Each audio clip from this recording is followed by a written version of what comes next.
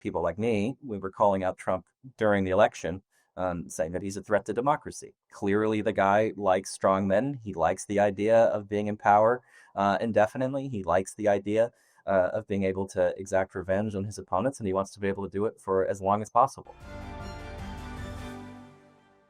Hi, I'm Jo Crawford, and welcome to Times Radio's Trump Report.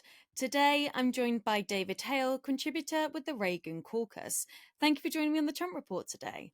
Absolutely, Joanna. So good to be here. So, tomorrow we're expecting Trump's so called Liberation Day, where the US will be imposing sweeping global tariffs. So far, it's uncertain what exactly will happen, but we've got White House aides who are reportedly proposing tariffs of around 20% on most US imports. So, what do you expect to hear tomorrow? Certainly sweeping tariffs across the board in terms of which countries in particular, if there are going to be any sort of targeted tariffs or more general tariffs. I think obviously Trump likes the suspense. He likes to keep us in suspense in terms of his plans and his ideas, particularly with trade, as we've seen him go back and forth so many times over the past several months. So certainly expecting to see widespread tariffs across the board. It could be, he basically is having a position of autarky where he wants the United States to be self-reliant. So I would not be surprised to see sweeping tariffs for most countries. And you call yourself a concerned Republican, but how do you say that this is going down with Republicans in America? I mean, on the one hand, it's believed that we've got MAGA loyalists who are trying to push for this trade war, world trade war, as it's called. We've got Steve Bannon calling for Liberation Day to be declared as a national holiday. How would you summarize the thoughts and feelings of Republicans right now? Well, first I'll speak quickly for myself. I'm more of a classical Republican in the sense that I believe in free trade, believe in free markets, believe in America being an active and engaged member of the world economic community, along with in other respects.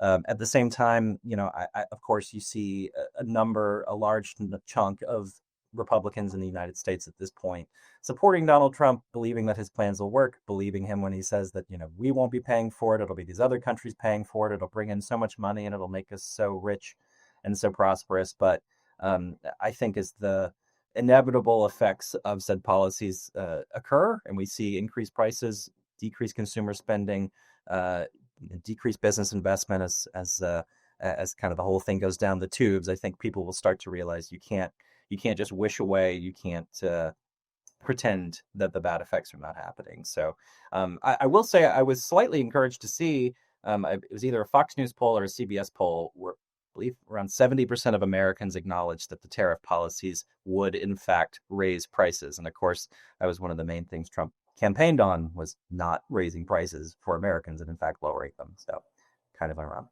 And we saw yesterday with the global stock markets completely falling after Trump's announcements that these tariffs could essentially cover all countries.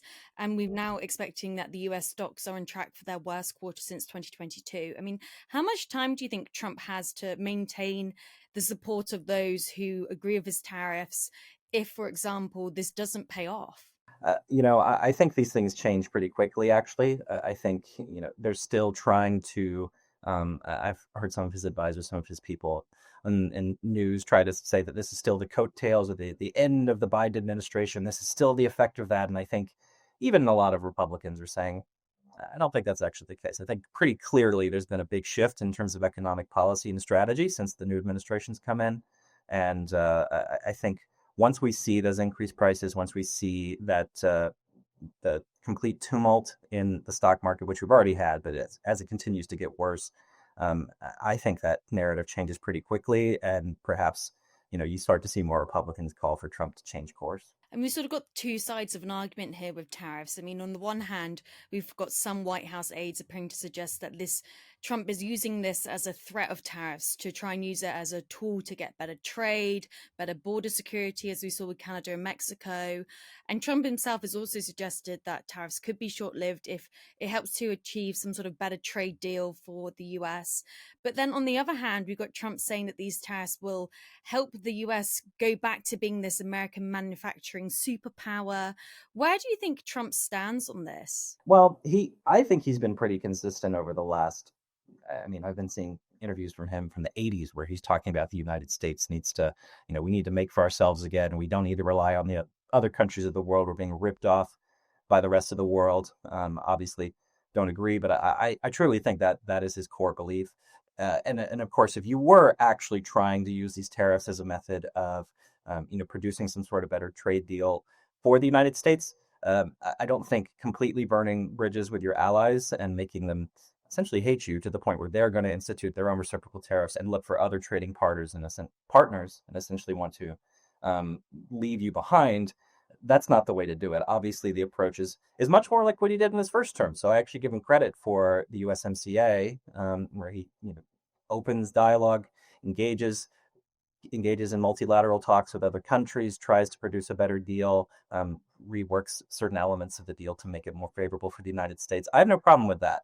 But I think this approach of completely turning up the nose of the rest of the world and essentially getting them to hate us is not going to be the way to get better deals for the United States. And there's that concern, though, about how this could impact relations with traditional US allies like the UK, the rest of Europe. I mean, Keir Starmer today, he's admitted that we might be impacted by these tariffs.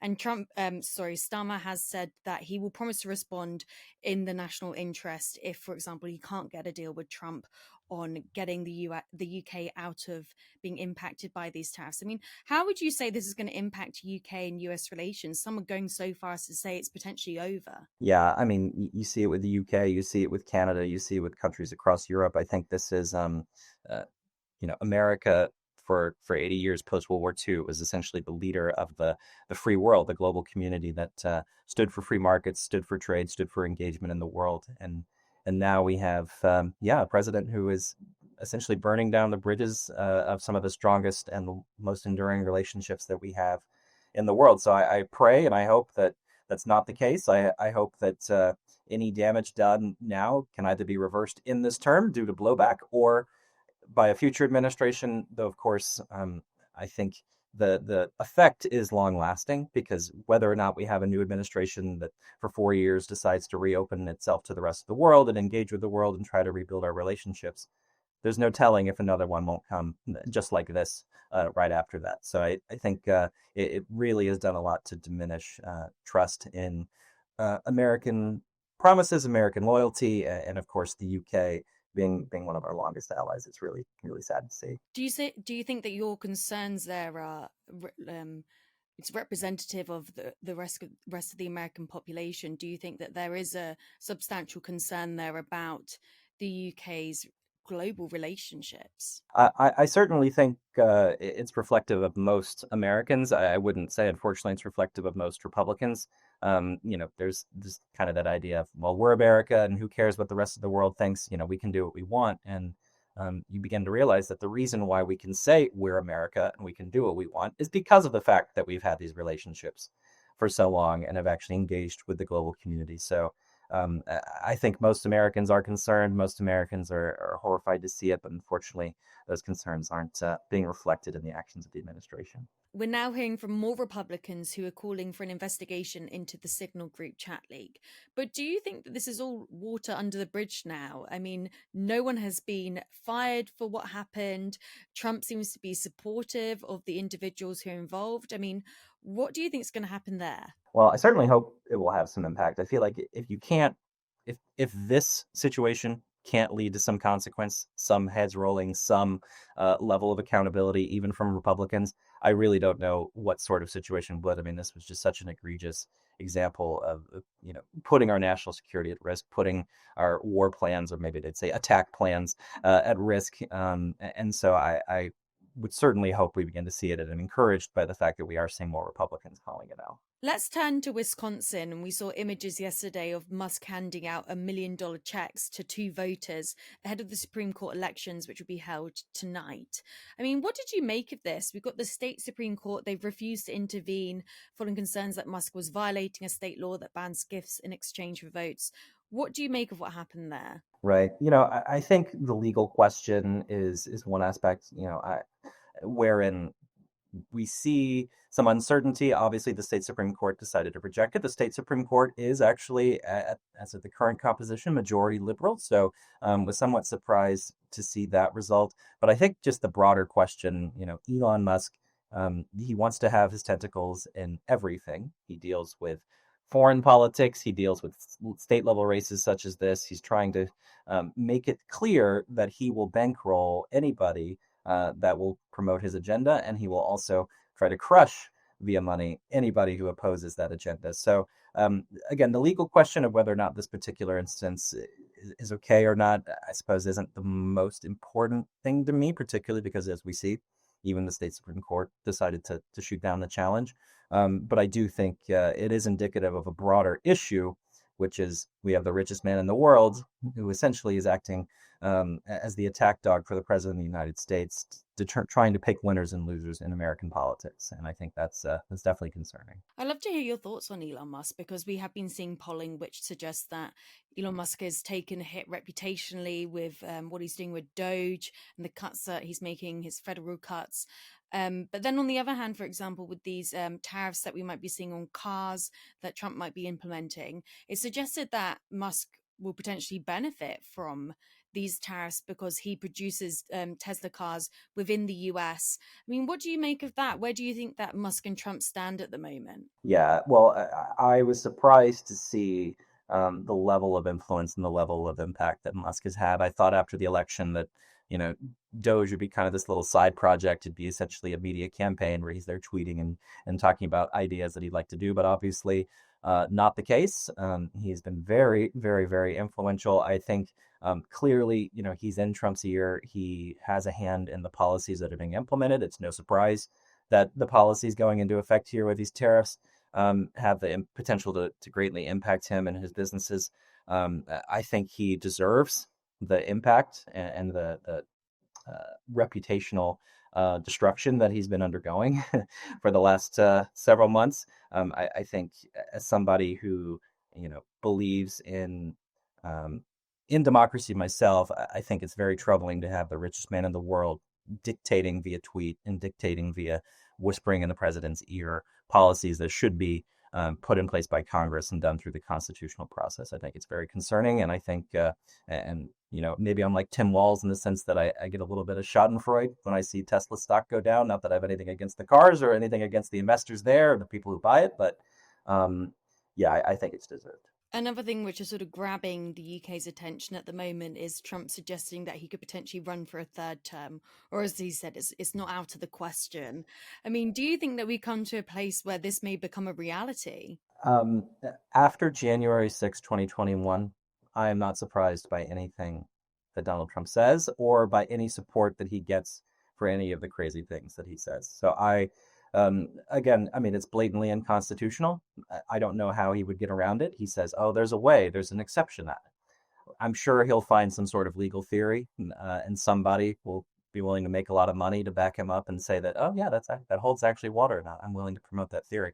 At the same time, though, I mean, I think it's very indicative of why, people like me, we were calling out Trump during the election, saying that he's a threat to democracy. Clearly, the guy likes strong men. He likes the idea of being in power indefinitely. He likes the idea of being able to exact revenge on his opponents, and he wants to be able to do it for as long as possible. So I was not surprised to see it, but of course, it is incredibly disheartening, and I certainly hope, I pray that our institutions will hold and that we don't end up in some sort of crisis at the end of this term, more than we already are in.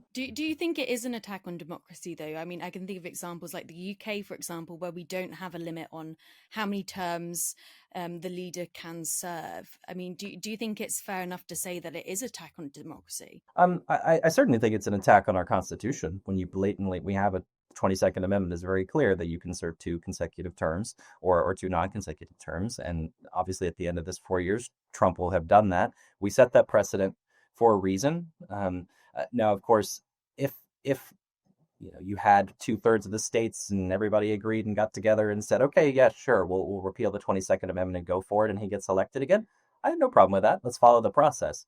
But we have a constitution, we have an amendment. It's very clear. And the fact that he says that I can do it anyway, I don't know how you could call that anything other than attack on our constitution and our democracy. How do you think that would go down with the American population? Well, I certainly think the vast majority would oppose. I've actually been somewhat heartened to see. I've kind of been trying to get a pulse check from conservatives on this particular question. You do actually see a good number who are saying, yeah, I love Trump. I think he's great. I support him what he's doing now, but I don't really think that I would go along with this. Some of them, it's the concern about his age. Some of them, it's the concern of, as I said, it's blatantly unconstitutional. But I do think, as the propaganda begins to ramp up and you potentially see people like Elon Musk put lots of attention, a huge blowhorn behind the idea, I wouldn't be surprised if you started to see more people support it. But as of now, I think it's pretty widespread agreement that it's a terrible idea. David Hale, thank you for joining me on the Trump Report today. Thank you so much. Appreciate it.